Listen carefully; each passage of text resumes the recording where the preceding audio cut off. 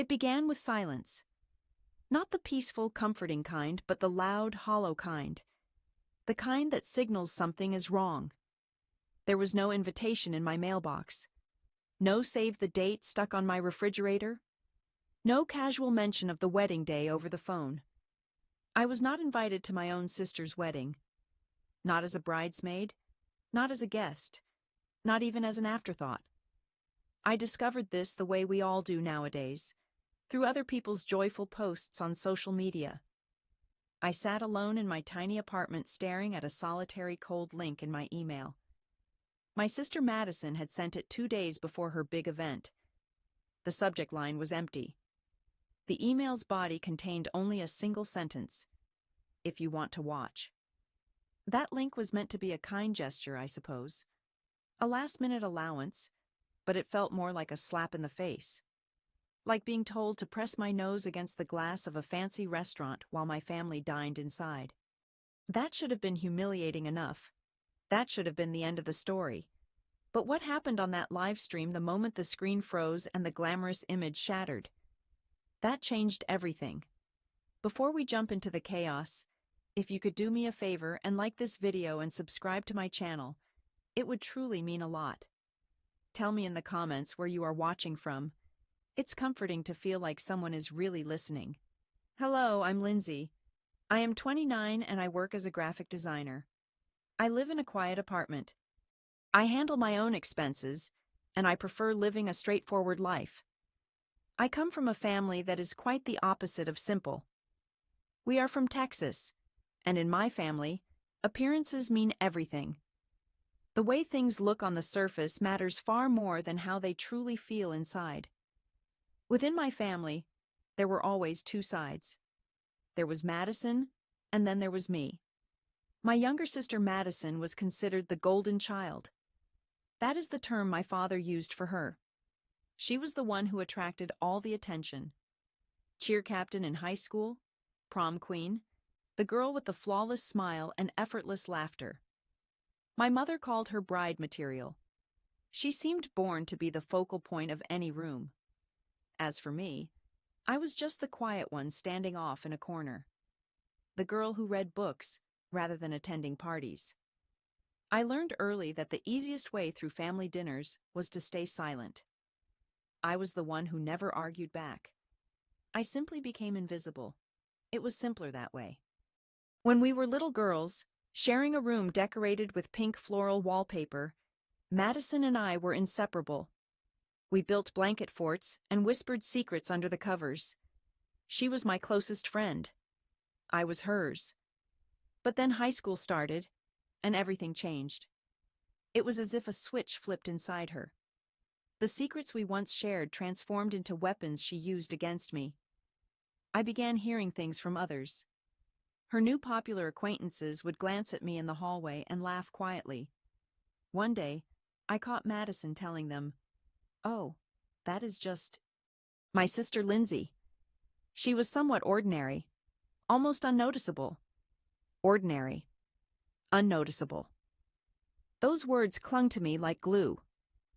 I went home and waited for her to deny it, to claim it was just a misunderstanding. She simply shrugged and said, "Lighten up, Lindsay. It was a joke." But it wasn't any joke. It became the new truth. My parents did nothing to stand up for me. They never pulled her aside and asked her to be kind. In fact, they began echoing those sentiments in their own way. During dinner, my dad would say, "Madison earned straight A's and was chosen as most likely to succeed. Lindsay, you got AB art." My mom would sigh while rummaging through my closet and say, "Sweetheart, why don't you borrow one of Madison's dresses? You should try to look a little nicer." The message was painfully clear. Madison was the ideal. I was the letdown.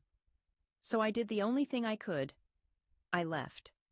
After finishing college, I moved into my own apartment in a city 3 hours away. I worked tirelessly at a small design agency, paid my rent, my car insurance, my student loans. I never asked my parents for any money. I wanted to prove, mostly to myself, that I could survive independently without their approval. Meanwhile, Madison chose a different route. She studied communications, but her true focus was dating wealthy partners. She excelled at it. She ended up with Jake, a rich finance professional she met during her senior year of college. He was attractive, driven, and came from a family with a famous name. My parents were ecstatic. They finally had the son-in-law they could proudly boast about at the country club. Everyone absolutely adored Jake. The whole family celebrated their flawless love story, but I was never invited to the engagement dinner. It took place at a high-end steakhouse in the city. My entire family attended: aunts, uncles, cousins I had not seen in many years. I caught the pictures on my cousin's Instagram story. My mother was glowing, her arm wrapped around Jake. My father lifted a champagne glass in a toast.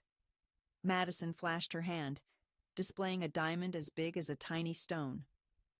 Meanwhile, I sat on my couch eating takeout, watching everything unfold on my phone. That should have been my first warning. That should have been the moment when I truly understood where I stood. Yet I made excuses for them. Perhaps it was a last-minute decision. Maybe they knew I was busy with work. They probably did not want me to drive all that distance. I had become a master at deceiving myself. The real betrayal started about 6 weeks before the wedding. My parents organized what my cousin later named a family wedding planning brunch. It was a full gathering to finalize every detail for Madison's special day.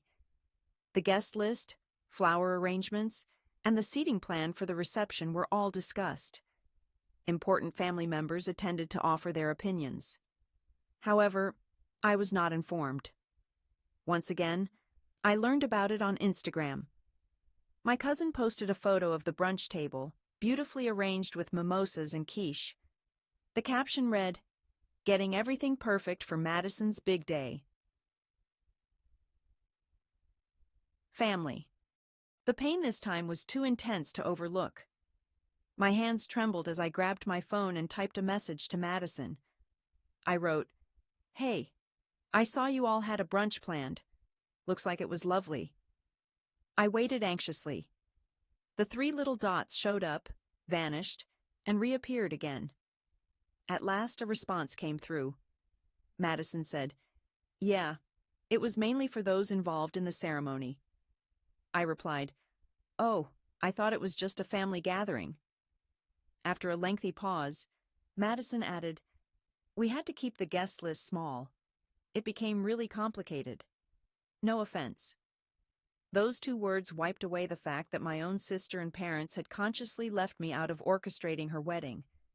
2 words that told me I was not valued enough to even be present. My whole existence in this family felt like an ongoing series of offenses. The final hurt hit just 2 days prior to the wedding. I had already decided not to attend. I had made peace with it. I spent weeks building a fortress around my heart, convincing myself it did not matter, that I was better off without their insincere smiles and hollow praises. Then, an email appeared in my inbox from Madison. The subject line was blank. I opened it cautiously. Inside, there was only a single hyperlink and 1 sentence. No apology, no explanation, no, "I wish you were here." Just a cold, emotionless link. This was not an invitation. It was a challenge. It was cruelty disguised behind the sparkle of technology. The message was clear. You are not good enough to be included. You were not there in person, but you could watch from the cheap seats. You could clearly witness everything you were missing. I should have deleted it. I should have shut down my computer and gone for a walk, but I could not. A dark, unsettling curiosity took hold. I had to watch it. I had to see the event they were so proud of, the one I was forbidden to attend. So there I remained, on her wedding day, alone in my apartment. I wore a plain black t-shirt and yoga pants. On my laptop screen, a dream was coming to life. The live stream was professionally produced with several camera angles. It began with a wide shot of a grand old church. Sunlight poured through stained glass windows, while white roses and lilies adorned every surface. The place was filled with people. I started to recognize faces. My aunts and uncles sat in the front row. My parents looked proud and picture-perfect. Distant cousins I had not spoken to in years appeared as well.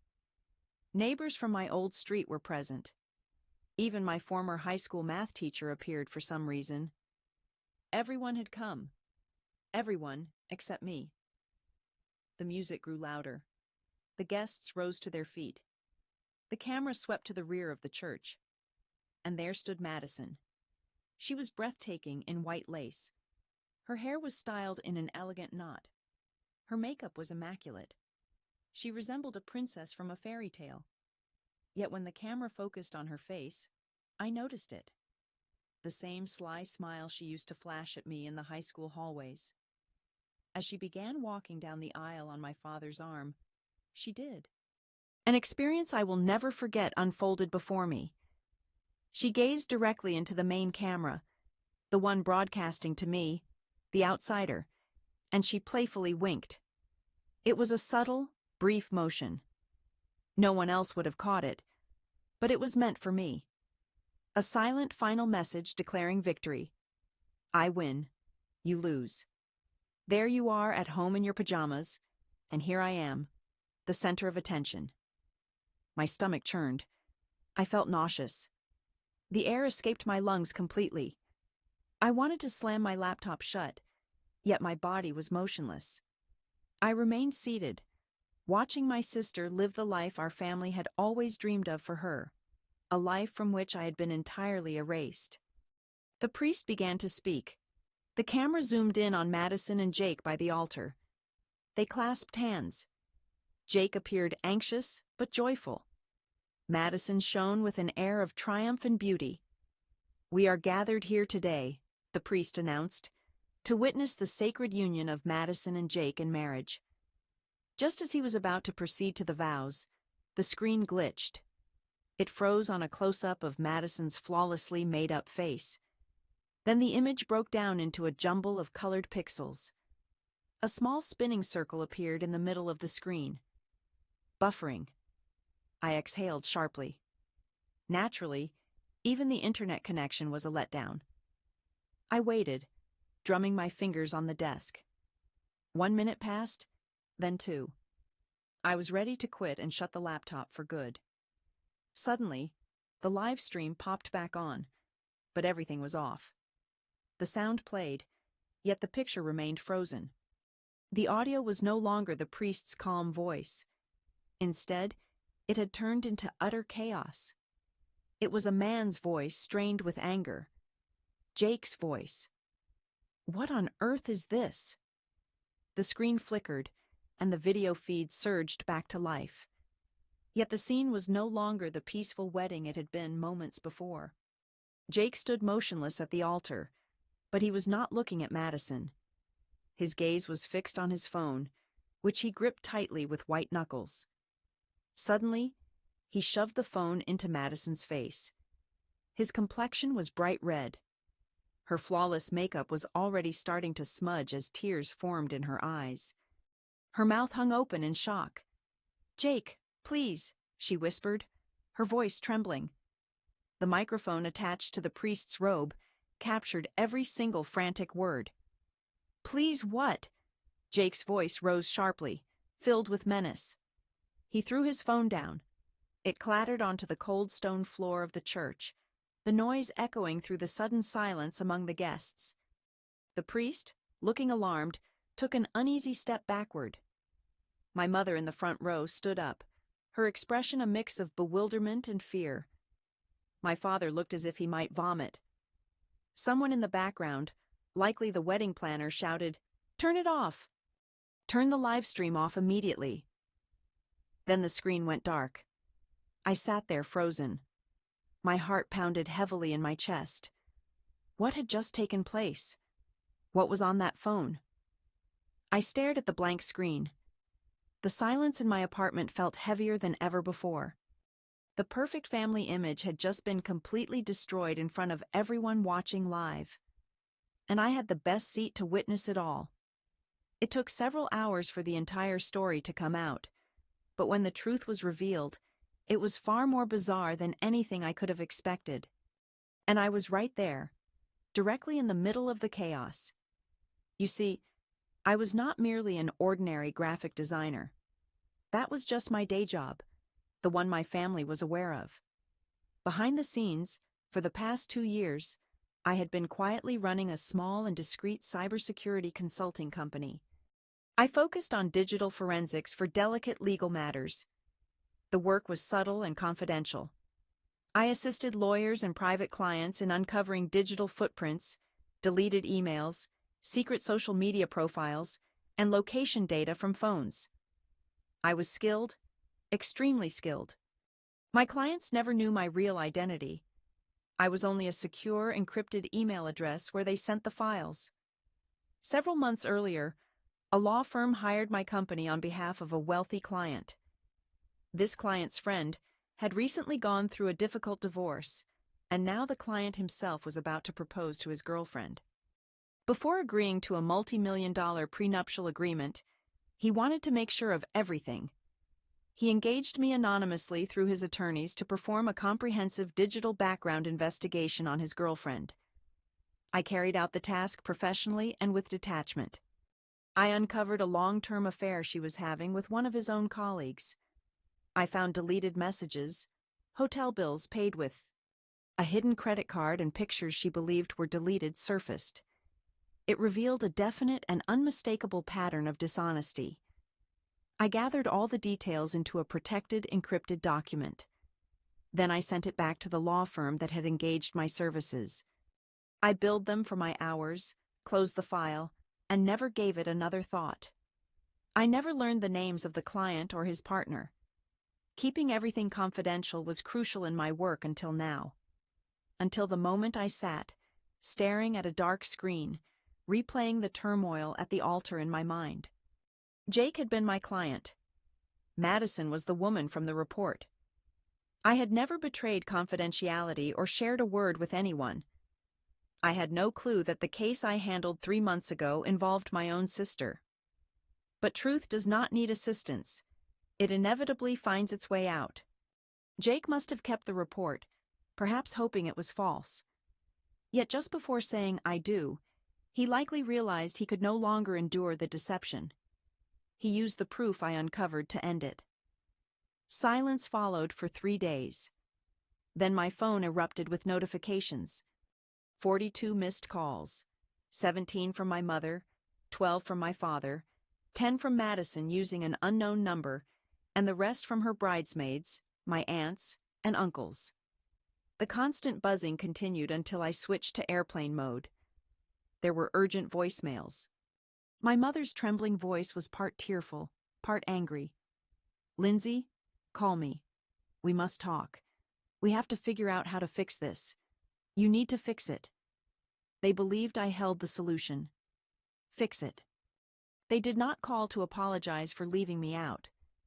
They did not call to check if I was all right. They reached out because the perfect family picture had been broken, and somehow they traced the consequences back to me. They called because they wanted something. I did not answer a single call. I did not listen to any voicemail after the first one. I let them drown in their own turmoil. Instead, I grabbed my phone, opened my texting app, and found Madison's number from the missed calls. I typed a brief, straightforward message. "Seems like the guest list wasn't the only thing you forgot to double-check." Then I sent it and blocked her number. I didn't seek revenge, nor did I want to watch them suffer. Seeing them panic, begging me to fix the chaos they caused, was enough. For the first time, the roles reversed. They needed me, the overlooked daughter, the unremarkable sister. And I was not there for them. I did not gloat. I simply moved forward. I took the savings I had set aside and officially started my own company. I hired my first worker. I poured all my effort into creating my own future, one they were not a part of. 2 weeks later, I booked a solo journey to Oregon. I spent a full week trekking through forests filled with towering trees and gazing at the untamed gray sea. The air was crisp and chilly. It felt as though I could finally breathe freely. Standing on a cliff overlooking the vast Pacific, I pulled out my phone. I scrolled through my contacts and blocked my... I started by deleting my mother's number, then my father's, followed by every cousin, aunt, and uncle who had ever diminished me. This was not done out of anger, but as an act of closure. I was simply shutting a chapter that should have ended long ago. For the first time ever, I smiled while staring at a screen. It was not because of a technical glitch, but because I felt complete. I was balanced and finally free. If you have ever felt like the forgotten sibling, the outsider, the one who never came first, remember this. Silence is not a sign of weakness. It means they never truly expected you to arrive. Share your thoughts in the comments below if something like this has happened to you. Knowing we are not alone can be comforting. Make sure to subscribe for more stories about quiet revenge and hidden strength.